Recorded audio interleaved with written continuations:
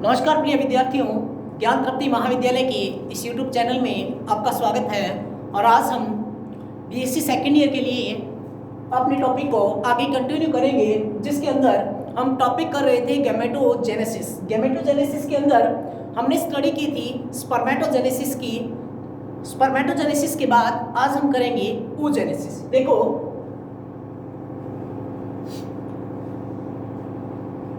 हमने बात की थी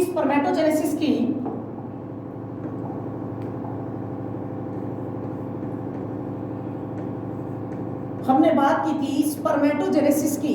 तो स्पर्मेटोजेनेसिस के हम जेनेसिस की डेफिनेशन हमने क्या दी थी कि टेस्टिस में पाई जाने वाली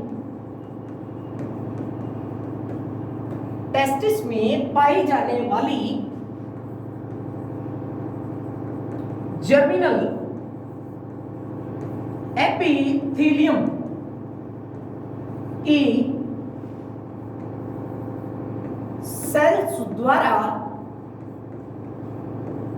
स्पर्म के निर्माण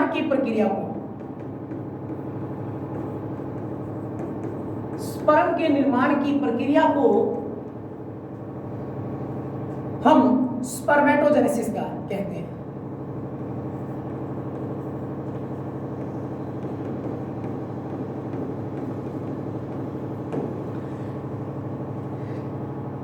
टेस्टिस में पाई जाने वाली जर्मिनल एपिथेलियम की सेल्स, हमने टेस्टिस का इस तरीके से एक डायग्राम बनाया था, जिसके अंदर हमने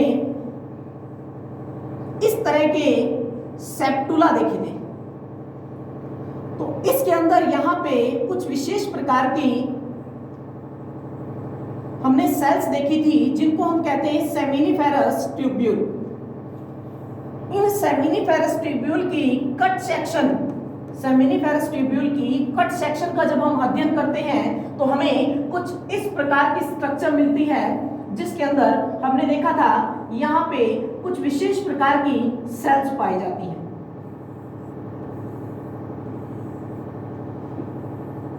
देखो, ये जो आपको दिखाई दे रही है गोलाकार आकृति की, ये है सेमिनिफेरस ट्यूब्यूल। सेमिनिफेरस ट्यूब्यूल के बाहर की तरफ कुछ सेल्स के समूह दिखाई देते हैं, जिन्हें हम कहते हैं लीडिंग सेल्स। यदि बात करें तो यहां पे कुछ पाई जाती है ब्लड वेसल्स और इंटरस्टिशियल सेल्स। यहां पे जो आपको दिखाई दे रही है ये है ब्लड वेसल्स। अब यहां पे अंदर की तरफ इस तरह के कुछ स्ट्रक्चर जो आपको मिलती है, ये है जर्मिनल एपिथेलियम।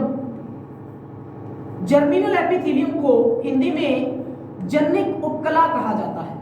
तो देखो, टेस्टिस में पाए जाने ये टेस्टिस है, यानी कि ये है मानव में पाए जाने वाले वर्षण की अनुप्रस्थ काट का डायग्राम। टेस्टिस के अंदर पाई जाने वाली जर्मिनल एपिथेलियम की सेल्स द्वारा स्पर्म के निर्माण की प्रक्रिया को हमने कहा स्पर्मेटोजेनेसिस। जब हम oogenesis की बात करते हैं, oogenesis की, तो oogenesis के लिए हमें इस तरह का कुछ डायग्राम याद आता है।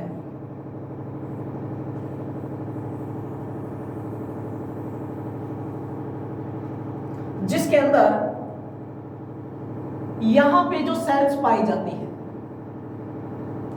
ये जो सेल्स मैं बना रहा हूं, ये सेल्स है जर्मिनल एपिथेलियम की सेल्स, जो कि टेस्टिस के अंदर की तरफ पाई जाती है। देखो, इसे कहा जाता है मीजोवेरियम या मिसेंट्री भी कहा जाता है। यह है जर्मिनल एपिथेलियम। इस जर्मिनल एपिथेलियम के अंदर यहां पे कुछ फॉलिकल्स पाए जाते हैं।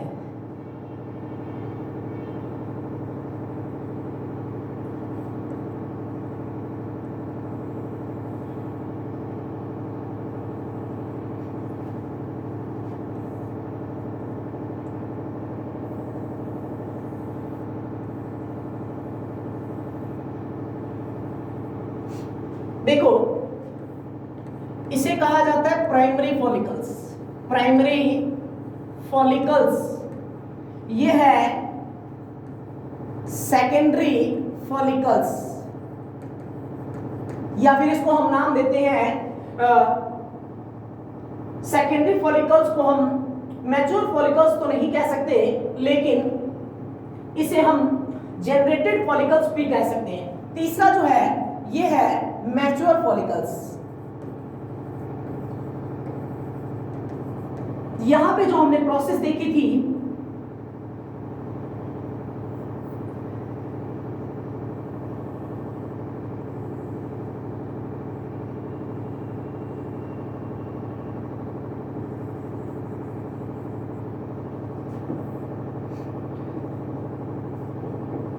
कॉर्पस ल्यूटियम, इसको हम कहते हैं एंट्रम वाला भाग, ये है oocyte वाला भाग। यहां पे ये जो है ये है एग वाला भाग, और कुछ इस तरीके की जो स्ट्रक्चर आपको मिलती है यह भी क्या कहलाती है, कॉर्पस ल्यूटियम। और कॉर्पस ल्यूटियम आगे जाके चेंज हो जाती है कॉर्पस एल्बिकेंस में, एल्बिकेंस के अंदर। तो देखो ये है, यहां पे बात की जाए तो ये है ओवेरिक स्ट्रक्चर। ये ओवेरिक स्ट्रक्चर है, तो हम oogenesis की प्रोसेस के दौरान हम क्या डेफिनेशन यूज करते हैं कि ओवेरी में पाई जाने वाली जर्मिनल एपिथेलियम की सेल्स द्वारा, ओवेरी में पाई जाने वाली जर्मिनल एपिथेलियम की सेल्स द्वारा एग के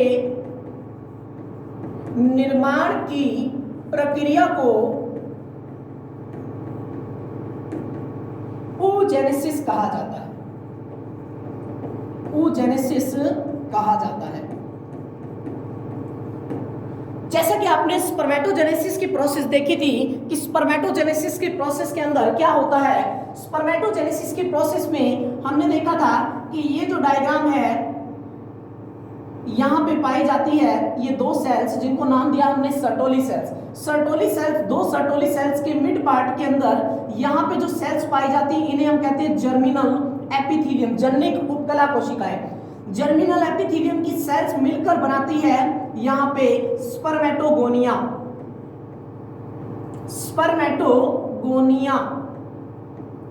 स्पर्मेटोगोनिया फर्दर आगे, यानी इसी डायग्राम को हम देखो, इस डायग्राम को हम इस तरीके से समझने की कोशिश करते हैं। ये दो सर्टोली सेल्स है, यहां पे काफी सारी सर्टोली सेल्स होती हैं जिनके अंदर स्पर्म धसे रहते हैं।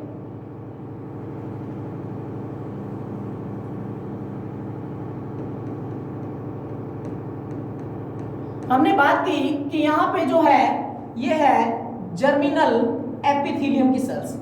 जर्मिनल एपिथेलियम की सेल्स आगे बनाती क्या है, यहां पे बनाती है स्पर्मेटोगोनिया।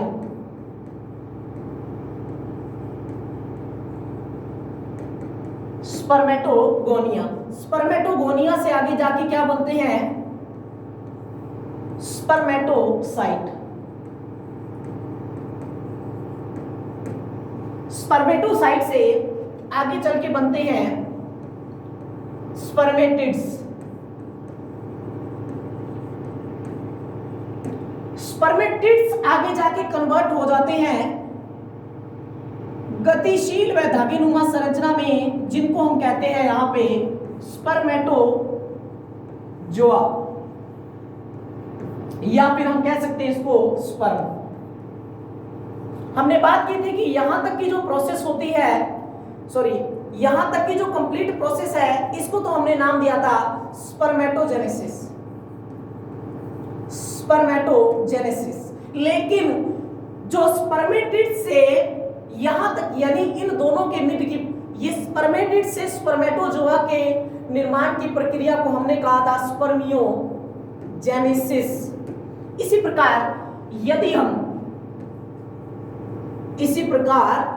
हम देखें कि oogenesis की प्रोसेस में क्या होता है, तो देखो जो oogenesis की प्रोसेस है,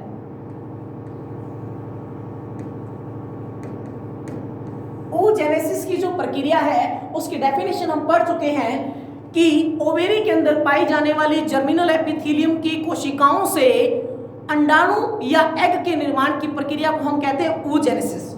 oogenesis की प्रक्रिया जो है 3 चरणों में संपन्न होती है। यह प्रक्रिया भी स्पर्मेटोजेनेसिस के समान 3 चरणों में संपन्न होती है।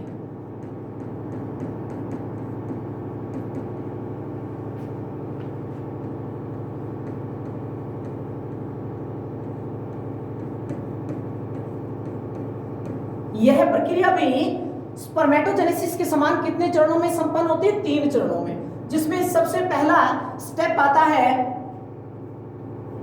Multiplication phase.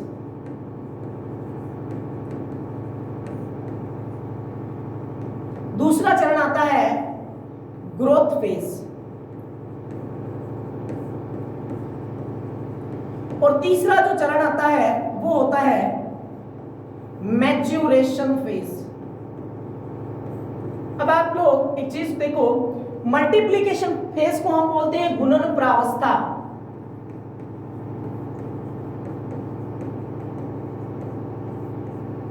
ग्रोथ फेज को हम बोलते हैं वृद्धि प्रावस्था और जो मैच्योरेशन फेज है इसे कहा जाता है परिपक्वन प्रावस्था। ये 3 चरण जो है ये oogenesis की प्रक्रिया में अपना योगदान देते हैं। तो इसको 1 बाय 1 हम करते हैं। सबसे पहला चरण जो होता है, यदि इस डायग्राम इसको मैं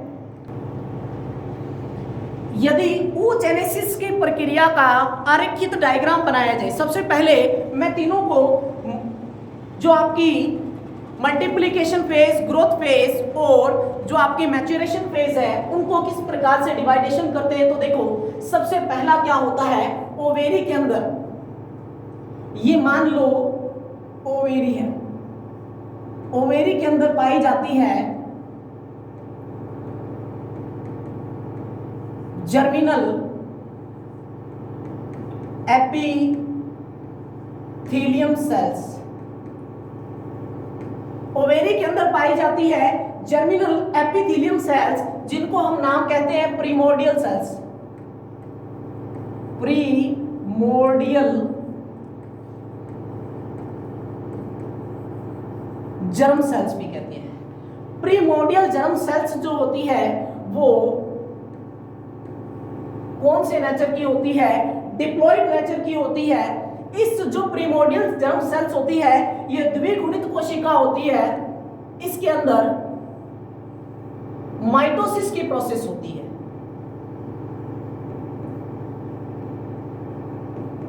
समसूत्री विभाजन की प्रक्रिया के द्वारा यहां पे बनते हैं विभिन्न प्रकार के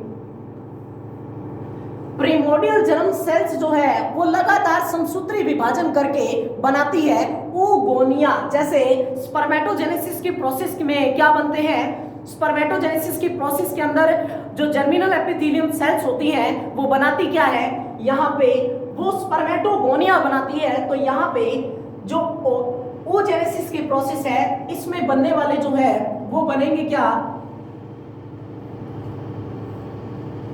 वो यहाँ पे बनेंगे 2n oogonia बनेंगे 2n। यदि इनके अंदर भी विभाजन कर दिया जाए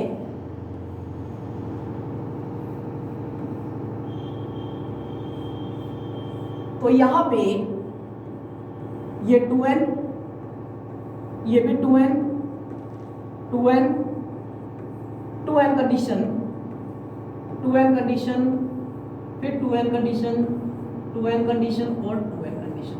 ये बना रहे हैं जो ये है ऊगोनिया। इस पूरी फेज को हम कहते हैं यहां पे, यहां से लेकर यहां तक की जो प्रोसेस है ये कहलाती है मल्टीप्लीकेशन फेज। मल्टीप्लीकेशन फेज यानी कि गुणन प्रावस्था। अब क्या होता है, इनके अंदर से एक ऊगोनिया आकार में वृद्धि कर लेता है।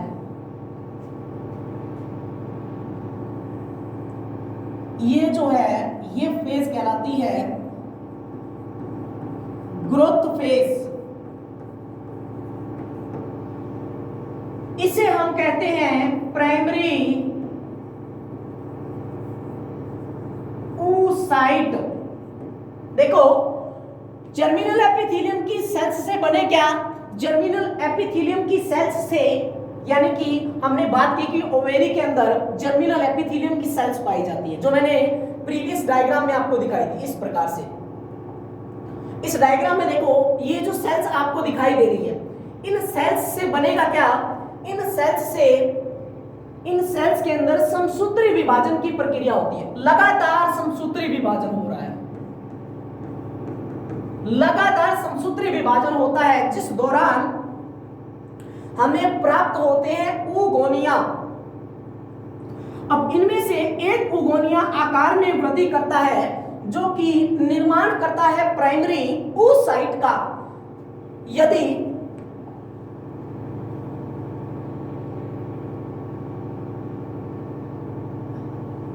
अब प्राइमरी oocyte देखो, आपने जो ग्रोथ फेज बनाई है इसमें प्राइमरी oocyte। अब प्राइमरी oocyte जो है इसमें क्या होता है, यहां पे प्राइमरी oocyte में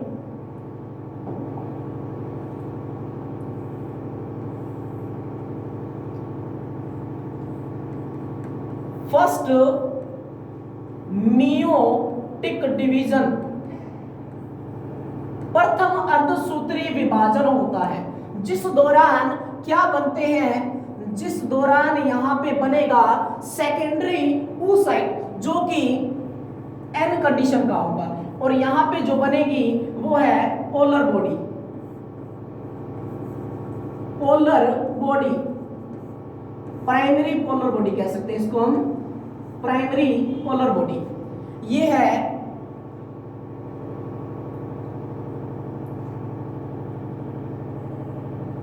सेकेंडरी oocyte। अब इनके अंदर क्या होगा,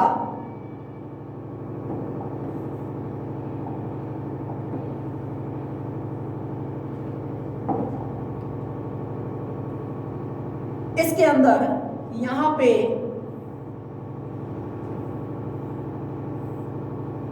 होता है सेकंड मियोटिक डिवीजन।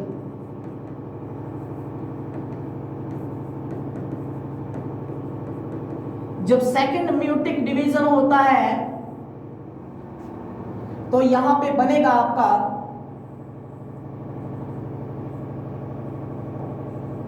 एग, और यहां पे जो बनेगी वो बनेगी second polar body.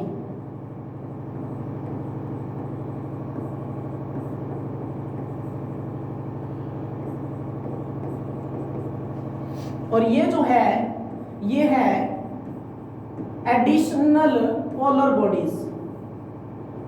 Polar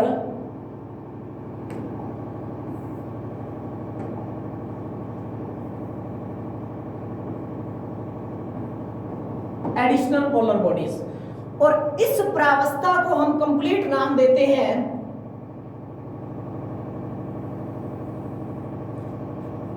maturation phase.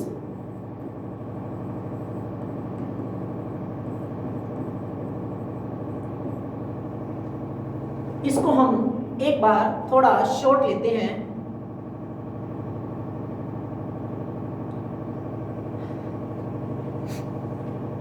देखो डायग्राम के अंदर आपको दिखाई दे रहा है कि जर्मिनल एपिथेलियम की सेल्स जो है, यानी कि यदि बात की जाए oogenesis के प्रक्रम को 3 प्रावस्थाओं में विभक्त किया जाता है, जिसमें सबसे पहला है गुणन प्रावस्था या मल्टीप्लिकेशन फेज, गुणन प्रावस्था के अंदर क्या होता है, यानी मल्टीप्लिकेशन फेज के अंदर आपको क्या थ्योरी लिखनी है, मल्टीप्लिकेशन फेज या गुणन प्रावस्था वह प्रावस्था होती है जिसके अंदर ओवेरी के अंदर पाई जाने वाली जर्मिनल एपिथेलियम की सेल्स, जिन्हें हम प्रीमोर्डियल जर्म सेल्स कहते हैं, ये द्विगुणित प्रकृति की होती है, यानी ट्वेन अवस्था वाली होती हैं। इनके अंदर लगातार समसूत्री विभाजन होता है और जो जर्मिनल एपिथेलियम की सेल्स हैं लगातार डिवाइडेशन करती जाती हैं, जिसे हम माइटोसिस कह रहे हैं, समसूत्री विभाजन कह रहे हैं। इनके अंदर क्रोमोसोम नंबर जो है वो क्या रहेंगे, क्रोमोसोम नंबर सेम रहेंगे। यदि यहाँ पे 46 क्रोमोसोम है तो यहाँ तक भी क्रोमोसोम की संख्या क्या रहेगी, 46 ही रहेगी। और जब यहाँ से यहाँ तक की जो प्रोसेस है, इनके अंदर लगातार समसूत्री विभाजन होता है, तो लास्ट में बनते क्या है, इनके अंदर oogonia बनते हैं, जो कि मल्टीप्लिकेशन फेज के अंतर्गत आते हैं। अब देखो, यदि बात की जाए, अब मैं आपको एक बात और बता दूं, स्पर्मेटोजेनेसिस की प्रोसेस और oogenesis की प्रोसेस दोनों ही विपरीत हैं एक दूसरे के। क्यों? क्योंकि स्पर्मेटोजेनेसिस की प्रोसेस में स्पर्म का बनना जो है वो, मैं ये समझ लो कि अडल्ट स्टेज के अंदर होता है, यानी स्पर्म जो है वो जो भी कोई, मान लो कोई व्यक्ति है या कोई अडल्ट, कोई जो एक शिशु है, जब तक वो अडल्ट नहीं हो जाता तब तक उसके अंदर स्पर्मेटोजेनेसिस की प्रोसेस संपन्न नहीं होती। मतलब स्पर्म तभी बनते हैं जब वो अडल्ट हो जाता है। लेकिन oogenesis की प्रोसेस के अंदर ऐसा नहीं है। oogenesis की प्रोसेस जो 25 वीक्स का जो एम्ब्रियो होता है उसके अंदर oogenesis की प्रोसेस स्टार्ट हो जाती है, लेकिन एग का फॉर्मेशन नहीं होता है। ये स्टेज कई, ये जो आपको दिख रही है जर्मिनल एपिथेलियम सेल्स आगे माइटोसिस करके oogonia बना रही है, oogonia से प्राइमरी oocyte बना रहा है, ये जो प्रोसेस है ये आगे विभिन्न प्रकार की स्टेजेस पर आकर अरेस्ट होता रहता है, रुक जाता है। मतलब कि ये प्रोसेस जो है आगे नहीं बढ़ती। जैसे कि एग के फॉर्म, ये जो सेकंड मियोटिक डिवीजन मैंने बनाया है, ये कब बनता है, सेकंड मियोटिक डिवीजन जो है ये फर्टिलाइजेशन के दौरान होता है। सेकंड मियोटिक डिवीजन एग के ये फर्टिलाइजेशन के दौरान होता है। तो देखो, ये जो आपको बात मैं आपको बता रहा हूं, तो देखो इसके अंदर मैंने आपको बताया था कि यहाँ पे मल्टीप्लिकेशन फेज के अंदर क्या होता है, लगातार समसूत्री विभाजन होगा तो बनेंगे क्या, oogonia। अब जो दूसरी स्टेज है कौन सी, ग्रोथ फेज। देखो, ग्रोथ फेज जो होती है वो सबसे लंबी प्रावस्था होती है। ये जो फेज है ये सबसे लंबी प्रावस्था होती है oogenesis की प्रोसेस के अंदर। क्यों? क्योंकि आपने दो चीजें पढ़ी हैं। एग जो होता है, अंडा जो होता है, उसके अंदर यॉक पाया जाता है। यॉक का मतलब होता है पीतक, और पीतक जो होता है अंडे के अंदर एक पीले रंग का जो पदार्थ पाया जाता है। अंडे के अंदर एक पीले रंग का जो पदार्थ पाया जाता है वो कहलाता है यहाँ पे यॉक। तो देखो, अंडे के अंदर जो यॉक पाया जाता है ये एम्ब्रियो को पोषण प्रदान करता है।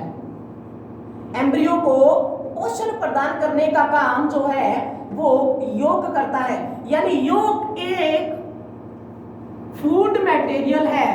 यॉक एक क्या है, फूड मटेरियल है जो कि एम्ब्रियो को न्यूट्रिशन प्रोवाइड करवाता है। न्यूट्रिशन प्रोवाइड करवाता है। तो देखो, हमने बात की कि ग्रोथ फेज जो होती है वो सबसे लंबी प्रावस्था होती है। इसको हम पढ़ेंगे नेक्स्ट वीडियो के अंदर, जिसके अंदर दो स्टेजेस आएंगी। एक होती है प्रीविटालोजेनेसिस, यानी पूर्व पीतक जनन प्रावस्था, और दूसरी जो होती है वो होती है विटेलोजेनेसिस की प्रोसेस, यानी पीतक जनन प्रावस्था। यानी अंडे के अंदर यॉक जो है पाया भी जाता है और नहीं भी पाया जाता है। तो आपको मैंने इतनी बात बता दी कि कोई भी एग है, आपने मुर्गी का अंडा देखा होगा, मुर्गी के अंडे में यॉक की जो मात्रा है वो पाई जाती है। यॉक जो अंडे के अंदर पीले रंग का जो मटेरियल पाया जाता है वो होता है यॉक, जो कि जो एक चूजा होता है उसको क्या प्रदान करता है, पोषण प्रदान करता है जब तक वो कंप्लीट थोड़ा सा एडल्ट ना हो जाए, या फिर ये हम कह सकते हैं जब तक थोड़ा बहुत मैच्योर ना हो जाए। तो देखो ग्रोथ फेज जो है वो सबसे लंबी प्रावस्था होती है। क्यों? क्योंकि इस प्रावस्था के अंदर विभिन्न प्रकार के जो पदार्थ हैं, यानी जो फूड मटेरियल है, वो योग के रूप में क्या है, संग्रहित रहते हैं। आपको इतनी बात पता लगी कि oogonia जो होते हैं वो आकार में वृद्धि कर लेते हैं। oogonia आकार में वृद्धि करके और अपने आप के अंदर एक विभिन्न प्रकार का पोषक पदार्थ एकत्रित करके आकार में वृद्धि करेंगे। तो इस प्रावस्था को हमने कहा ग्रोथ फेज या वृद्धि प्रावस्था।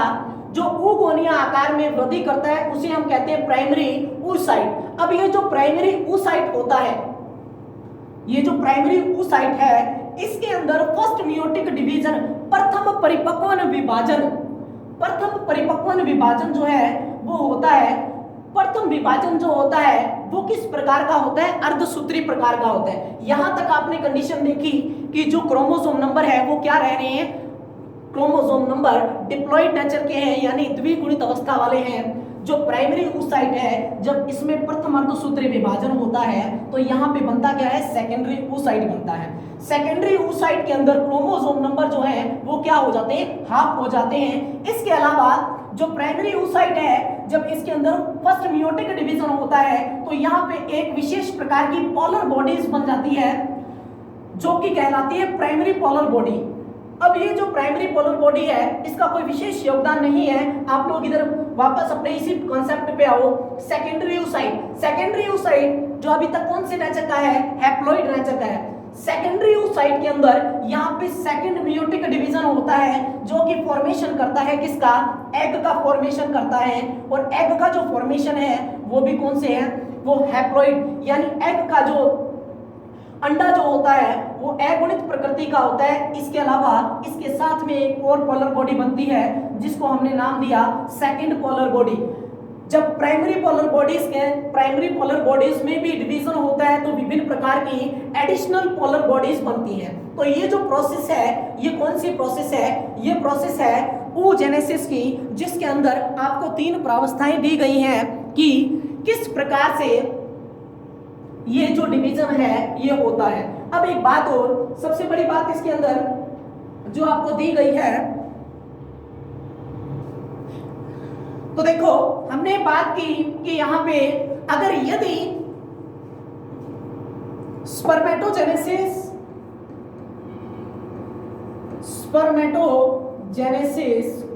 और यदि बात की जाए oogenesis की, तो इन दोनों के अंदर सिमिलरिटीज क्या है, क्या समानताएं हैं। स्पर्मेटोजेनेसिस की प्रोसेस में स्पर्म का निर्माण जर्मिनल एपिथेलियम की सेल्स से होता है।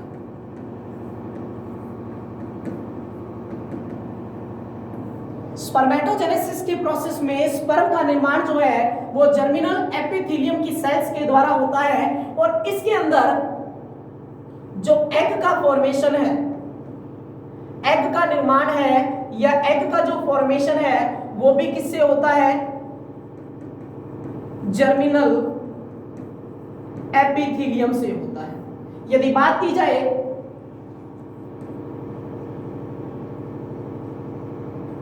इसमें जर्मिनल एपिथेलियम में कौन सी प्रोसेस होती है, माइटोसिस, समसूत्री विभाजन की। तो इसके अंदर भी कौन सी प्रोसेस होती है, इसके अंदर भी जो oogonia बनते हैं, या फिर हम ये कहें जर्मिनल एपिथेलियम की जो सेल्स है उनके अंदर भी क्या होता रहता है, लगातार माइटोसिस की प्रोसेस होती है। ये दोनों में सिमिलरिटीज की बात कर रहा हूं, समानताओं की बात कर रहा हूं। इनके अंदर क्या बनता है, प्राइमरी स्पर्मेटोसाइट बनता है जो कि ग्रोथ फेज के दौरान बनता है। इसके अंदर भी क्या है, इसके अंदर भी प्राइमरी oocyte बनता है जो कि ग्रोथ फेज के दौरान बनता है। तो देखो ये कुछ सिमिलरिटीज हैं। इनके अंदर भी समसूत्री विभाजन होता है, oogenesis की प्रोसेस के अंदर भी समसूत्री विभाजन होता है। अगर बात की जाए इनके अंदर भी 3 प्रावस्थाएं हैं, इनके अंदर भी 3 प्रावस्था, यानी कि जो स्पर्मेटोजेनेसिस की प्रोसेस है उसमें मल्टीप्लीकेशन फेज, ग्रोथ फेज और मैच्योरेशन फेज, तीनों अवस्थाएं इनमें पाई जाती हैं। तो तीनों सेम अवस्थाएं इनके अंदर भी पाई जाती हैं। इनमें भी तीनों प्रावस्थाएं समान रूप से पाई जाती हैं। इनमें भी तीनों प्रावस्थाएं समान रूप से पाई जाती हैं। तो देखो आज हम दोबारा एक बार इस चीज को देख लेते हैं। हमने बात की थी oogenesis की, जिसके अंदर आपने स्पर्मेटोजेनेसिस को देखा। स्पर्मेटोजेनेसिस की प्रोसेस के अंदर oogenesis से पहले हमने बात की स्पर्मेटोजेनेसिस की। तो स्पर्मेटोजेनेसिस की डेफिनेशन क्या थी? टेस्टिस में पाई जाने वाली जर्मिनल एपिथेलियम की सेल्स के द्वारा स्पर्म का जो निर्माण होता है उस प्रोसेस को हम कहते हैं स्पर्मेटोजेनेसिस। लेकिन oogenesis की प्रोसेस, टेस्टिस की जगह हमने क्या लिख दिया यहाँ पे? ओवेरी। तो ओवेरी में पाई जाने वाली जर्मिनल एपिथेलियम की सेल्स के द्वारा एग के जो निर्माण की प्रक्रिया है उसे हम क्या कहते हैं? oogenesis। ओवेरी, ये ओवेरी की स्ट्रक्चर है। इस ओवेरी की स्ट्रक्चर के अंदर आपने यहाँ पे देखा कि ओवेरी की स्ट्रक्चर के अंदर सबसे ऊपर की तरफ जो सेल्स पाई जा रही है जिन्हें कहते हैं जर्मिनल एपिथेलियम की सेल्स। जर्मिनल एपिथेलियम की सेल्स ही आगे जाके बनाती है प्राइमरी फॉलिकल्स। प्राइमरी फॉलिकल्स आगे जाके मैच्योर होती रहती है। मतलब मैच्योर का मतलब आगे जाके डेवलप्ड फॉलिकल्स भी बोल सकते हैं इसको। मैंने डेवलप्ड फॉलिकल्स, यानी कि जो प्राइमरी फॉलिकल्स होते हैं इनके अंदर लगातार क्या होता है? जर्मिनल एपिथेलियम की सेल्स ने बनाया सबसे पहले क्या? जर्मिनल एपिथेलियम की सेल्स बनाती है यहाँ पे oogonia, क्योंकि जर्मिनल एपिथेलियम की सेल्स में लगातार समसूत्री विभाजन होता है। यहाँ पे समसूत्री विभाजन होगा तो ये विभाजन के दौरान जो लास्ट में बनेंगे वो होंगे oogonia। oogonia जो है वो हमने देखा आगे जाके ग्रोथ फेज में जाके क्या बनाएंगे? oogonia बनाएंगे। यहाँ पे प्राइमरी oocyte, प्राइमरी oocyte से क्या बनेगा? Secondary oocyte। सेकेंडरी oocyte से क्या बनेगा? यहाँ पे सेकेंडरी oocyte से फॉर्मेशन होता है एग का। तो देखो फिर हमने बात की कि ये एक नॉमिनेट डायग्राम है जो कि है किसका? यहाँ पे जो है ये जो डायग्राम आपको दिखाई दे रहा है ये है सेमिनिफेरस ट्यूब्यूल का। सेमिनिफेरस ट्यूब्यूल के नॉमिनेट डायग्राम के अंदर हमने देखा कि जर्मिनल एपिथेलियम की सेल से जिस प्रकार स्पर्मेटोगोनिया का निर्माण हुआ, स्पर्मेटोगोनिया से स्पर्मेटोसाइट का निर्माण हुआ, स्पर्मेटोसाइट से स्पर्मेटिड का निर्माण हुआ और स्पर्मेटिड्स आगे जाके चेंज हो जाता है स्पर्मेटोजोआ में, उसी प्रकार सेम प्रोसेस होती है ओवेरी के अंदर। ओवेरी में जर्मिनल एपिथेलियम से बनते हैं oogonia। oogonia के बाद बनते हैं oocyte जो कि प्राइमरी oocyte के रूप में होते हैं, फिर सेकेंडरी oocyte के रूप में। oocyte से आगे जाके फॉर्मेशन होता है यहाँ पे एग का, यानी प्राइमरी oocyte फिर सेकेंडरी oocyte और फिर फॉर्मेशन होता है एग का। यहाँ पे एक प्रावस्था और आती है इसमें स्पर्मेटोजेनेसिस में, स्पर्मेटिड बनता है, स्पर्मेटिड से फिर बनता है स्पर्म। तो यहाँ पे हमने बात की इनकी। फिर हमने oogenesis की प्रक्रिया की बात की कि जो oogenesis की प्रोसेस है या अंड जनन की जो प्रक्रिया होती है, अंड जनन की जो प्रक्रिया है वो स्पर्मेटोजेनेसिस के समान कितने चरणों में पूर्ण होती है? 3 प्रकार, एक मल्टीप्लिकेशन फेज, एक ग्रोथ फेज और तीसरी maturation phase. Growth phase, multiplication phase और मैच्योरेशन फेज, तीनों प्रावस्थाओं के अंदर आपको जो स्पर्मेटोजेनेसिस की प्रोसेस आपने की थी उसकी समान ही आपको स्ट्रक्चर दिखाई दे रही है, लेकिन इन तीनों के अंदर एक थोड़ा सा डिफरेंस होता है, क्योंकि मल्टीप्लिकेशन फेज में ओवेरी से germinal epithelium cells, germinal epithelium cells जो होती है वो क्या कहलाती है? प्रीमोर्डियल जर्म सेल्स ही कहलाती है। प्रीमोर्डियल जर्म सेल्स को हम बोलते हैं जनिक उपकला कोशिकाएं या आदि जनन कोशिकाएं। इसको हम कहते हैं आदि जनन कोशिकाएं, इसको हम कहते हैं जनिक उपकला कोशिकाएं। जनिक उपकला कोशिकाएं वे कोशिकाएं होती हैं जिनमें क्या होता है, लगातार जो कुछ ना कुछ टोटियोपोटेंसी रखते हैं। जो टोटियोपोटेंसी का मतलब लगातार विभाजन करने की क्षमता रखती है। तो जर्मिनल एपिथेलियम की सेल्स लगातार समसूत्री विभाजन करती हैं और बनाती क्या है? oogonia बनाती हैं। oogonia आगे जाके प्रवेश करता है ग्रोथ फेज के अंदर, जिसके अंदर oogonia अपने आकार में वृद्धि करता है। ये ग्रोथ फेज जो है ये थोड़ी सी टफ होती है, क्यों? क्योंकि ग्रोथ फेज के अंदर यहाँ पे 2 प्रावस्थाएं आती हैं जो मैंने आपको बताई थी। एक होती है प्री विटालोजेनेसिस और एक होती है विटालोजेनेसिस। प्री विटालोजेनेसिस को हम कहते हैं पीतक पूर्व प्रावस्था और दूसरी को बोलते हैं हम पीतक अवस्था। यानी एक प्रावस्था तो प्री-विटाइलोजेनेसिस प्रावस्था वो प्रावस्था है जिसमें पीतक के निर्माण से जो पहले की प्रावस्था है उनमें क्या क्या चेंजेस होते हैं। दूसरी प्रावस्था वो है जिसमें जो सेकेंडरी प्राइमरी oocyte है इसके अंदर क्या फॉर्मेशन होता है, योग का फॉर्मेशन होता है, पीतक का निर्माण होता है। और मैंने आपको बताया पीतक क्या होता है। पीतक एक पीले रंग का पदार्थ होता है जो कि जो एम्ब्रियो होता है उसको पोषण प्रदान करने का कार्य करता है। तो ग्रोथ फेज के अंदर हमने बात की कि ग्रोथ फेज के अंदर जो oogonia होते हैं ये अपने आकार में वृद्धि करता है और बनाता है प्राइमरी oocyte। प्राइमरी oocyte के अंदर फर्स्ट मियोटिक डिवीजन होगा जिस दौरान बनेगा सेकेंडरी oocyte और एक बनेगी पोलर बॉडी। सेकेंडरी oocyte जो है देखो प्राइमरी oocyte में फर्स्ट मियोटिक डिवीजन होगा तो सेकेंडरी oocyte बनेगा और एक बनेगी पोलर बॉडी। पोलर बॉडी जो है यहाँ पे इसका कोई रोल नहीं होता है, ये विलुप्त हो जाती है बाद में। पोलर बॉडीज आगे जाके विभिन्न प्रकार की एडिशनल पोलर बॉडीज बनाती है। जबकि देखो सेकेंडरी oocyte जो होता है इसमें सेकेंड मियोटिक डिवीजन होगा तो जो कि बनाएगा किसका फॉर्मेशन, एग का फॉर्मेशन करेगा।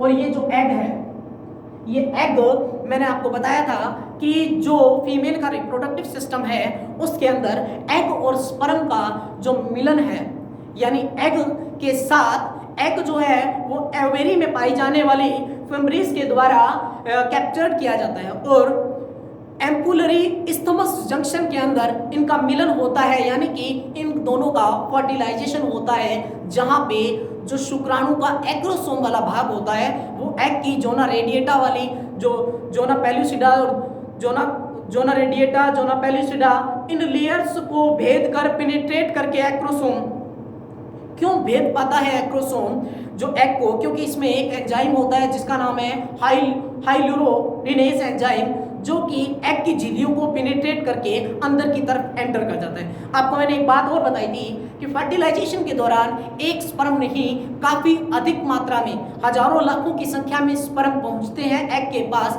लेकिन उनमें से एक स्पर्म के अंदर ही कैपेबिलिटी होती है जो कि स्पर्म की झिल्लियों को भेद कर अंदर एंटर करता है। तो एग का और स्पर्म का जो हैप्लॉइड न्यूक्लियस जो होता है वो हैप्लॉइड नेचर का होता है, वो मिलकर आपस में कौन से नेचर का बनाएंगे, डिप्लॉइड नेचर का जाइगोट बनाते हैं। तो आज के लिए इतना ही। नेक्स्ट वीडियो के अंदर हम करेंगे टाइप्स ऑफ एग, अंडों के प्रकार, यानी एग के अंदर जो आपको मैंने बताया कि अंडे जो होते हैं वो उनके कवच के आधार पर उनमें पीतक की मात्रा के आधार पर किस प्रकार के होते हैं और उनका निर्धारित मतलब डिटर्मिनेशन के आधार पर किस प्रकार के होते हैं। तो नेक्स्ट वीडियो के अंदर हम ये करेंगे। आज के लिए इतना ही, धन्यवाद।